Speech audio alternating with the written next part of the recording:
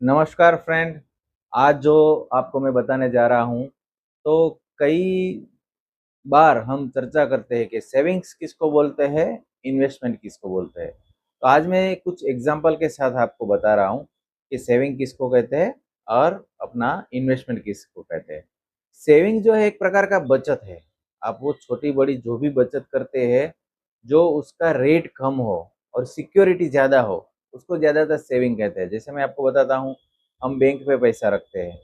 जैसे saving account में पड़े हो, या तो उसकी एफडी करवाई है, या तो उसका रिकरिंग करवाया है, अपने पीपीएफ करवाया है, या तो एलआईसी का ट्रेडिशनल प्लान जो लिए है, एंडोमेंट प्लान जिसको बोलते हैं वो लिए है, पोस्टल की जो सारी स्कीम है वो जो ली है, या तो गवर्नमेंट बॉन्ड्स या तो सिक्योरिटी में इन्वेस्ट किया है। तो ये सारी चीज़ क्या होती है, 5% से लेके 8% तक, साढ़े मैक्सिमम 8.5 या तो 9% तक की उसका इंटरेस्ट मिलता है। आप कोई भी स्कीम ले लो सेविंग की, जो मैंने बताई। तो ये सारी जो स्कीम कहती है होती है, उसको सेविंग बोलते हैं, क्योंकि उसमें गारंटीड होती है, फिर उसमें सिक्योरिटी होती है, लेकिन उसमें रिटर्न ज़्यादा नहीं मिलता है। इसके लिए उसको सेविंग कहा जाता है। और दूसरी बात है कि जैसे 5 से 8% उसमें मिलते हैं, उसके सामने कभी कभी 6 या 7% तो इन्फ्लेशन मिल जाता है। तो ये जो सारी बातें होती है, उसमें कभी तकलीफ आ सकती है कि भाई अपना जो हम इनकम के लिए बचा रहे हैं, सिक्योरिटी है, गारंटेड है, लेकिन उसके सामने हम इन्फ्लेशन इन्फ्लेशन उसमें नहीं गिनते हैं। इसके लिए वो अपना जो इन्वेस्टमेंट है वो कभी सक्सेस नहीं जाता है। इसलिए उसको इन्वेस्टमेंट बोलते ही नहीं है, लेकिन हम अपनी रेगुलर भाषा में उसको इन्वेस्टमेंट बोल देते हैं।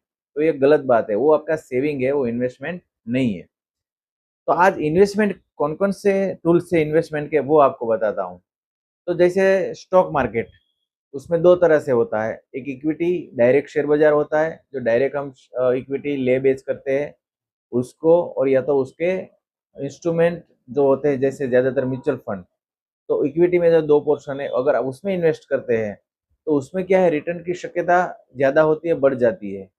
रिस्क ज़्यादा डायरेक्ट इक्विटी में है, लेकिन जो म्यूचुअल फंड होता है उसमें ऑन एंड एवरेज आपको 12% का रिटर्न मिलेगा, अगर आप 8 से 10 साल का प्लानिंग करते हैं।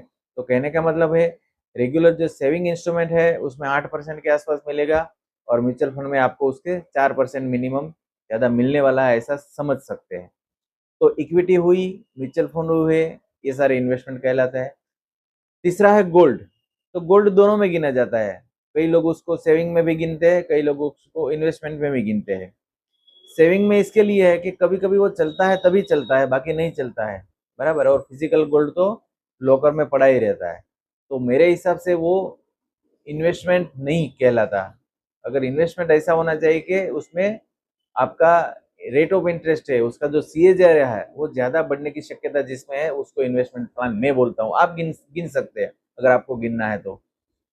तीसरी आते हैं प्रॉपर्टी, यानी रियल रियल एस्टेट। जैसे प्लॉट ले लिया, जैसे मैंने फ्लैट ले लिया, जैसे मैंने जमीन ले ली, बराबर है, जैसे मैंने अपार्टमेंट ले लिया, कुछ भी कर लिया, एक रो हाउस ले लिया।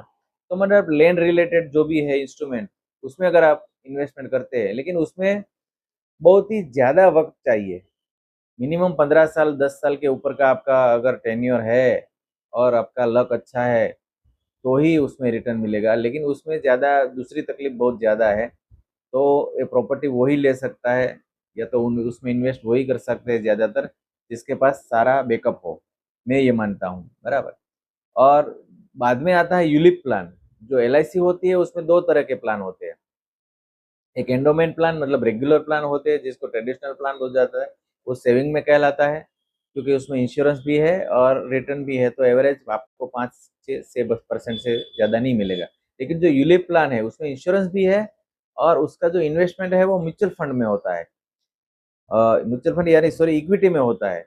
तो कभी कभी क्या होता है कि आपका जो इन्वेस्टमेंट है उसको मोर्टालिटी के बात करने, खर्चा बात करने के भी बाद भी आपको उसमें रिटर्न ज़्यादा मिलता है, 12% 14% मिल सकता है। तो यूलिप जो एलआईसी के होते हैं उसको इन्वेस्टमेंट कह लेते हैं। तो आप प्लीज़, आप किस में जाना चाहते हैं? सेविंग करके आप खुश रहना चाहते हैं, आपको लगता है सेविंग करके आप अपना इन्फ्लेशन को बीट कर सकते हैं, तो दोनों का डिफरेंस समझिए कि कौन सा सेविंग टूल्स है और कौन का इन्वेस्टमेंट टूल्स है। आइए मिलिए, मैं आपको समझाता हूँ कि आपके लिए क्या सही है। सेविंग कितना किसके लिए सही है, इन्वेस्टमेंट कितना किसके लिए सही है, आप कितना रिस्क ले सकते हैं, आपका गोल क्या है, आपका टाइम टेन्योर क्या है, कितने साल के लिए आप इन्वेस्टमेंट या तो सेविंग करना चाहते हैं, ये सारी बातें उससे जुड़ी होती है। तो आइए और मिलिए। और ये जो मेरी चैनल है एम त्रिवेदी LIC, उसको लाइक कीजिए, शेयर कीजिए, फॉरवर्ड कीजिए, सब्सक्राइब कीजिए और आप कमेंट भी कीजिए, ताकि मेरे को पता चले कि मेरे को आपको क्या देना है। तो आज के लिए इतना ही था। आगे दूसरे वीडियो में और अच्छी जानकारी मैं आपको दूंगा। तब तक के लिए धन्यवाद, शुक्रिया।